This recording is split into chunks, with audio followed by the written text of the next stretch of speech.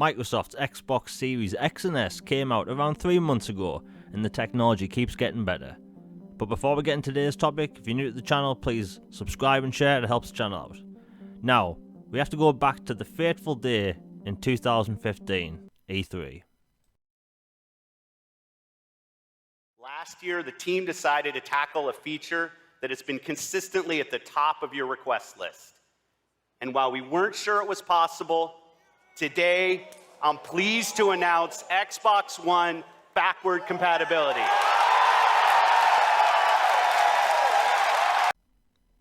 Microsoft surprised the world when they came out and announced the Xbox backwards compatibility program, and they announced hundreds of games over time, over 500 of Xbox 360 games, and over time they added original Xbox games.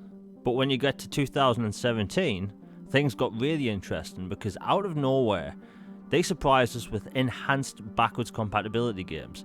Games can run up to 16 times its original resolution.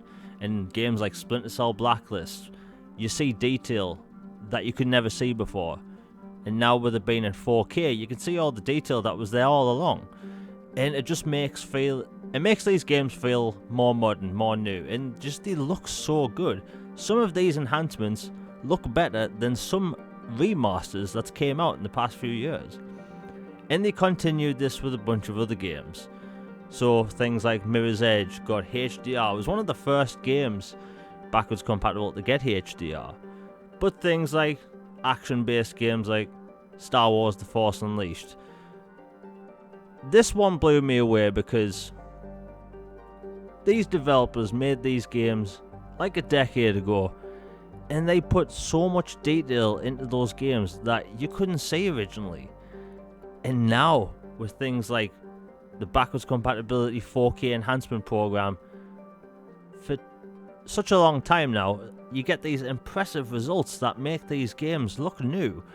And I think that's something we all have to, commend Microsoft for, because it's not just preserving games, it's making games more playable for a wider audience and a newer audience. Because at the end of the day, these games, these libraries we have, they're going to continue for years, and Microsoft is making these games even better so they're easier to go back to and for more people to discover them.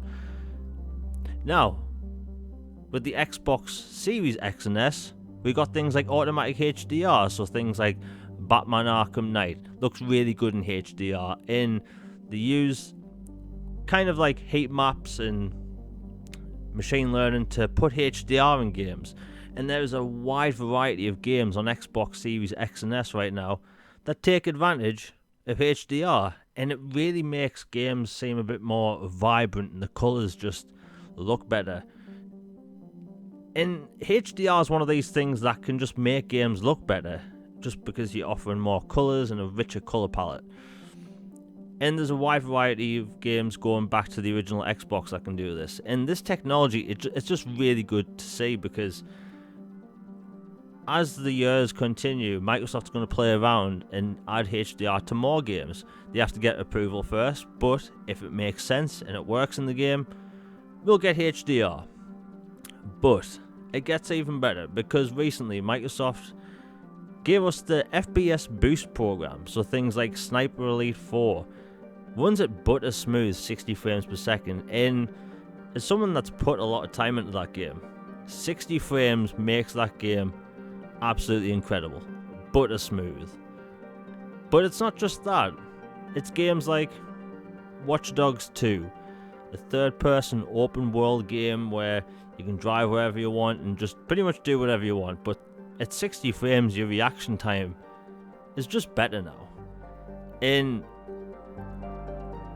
it's just such an interesting process, the way they're doing this, and they're not touching the original code. The original code is untouched, and we're getting double frame rate. Things like new Super Lucky's Tale can go up to 120 frames if you have the correct display. It's really impressive tech.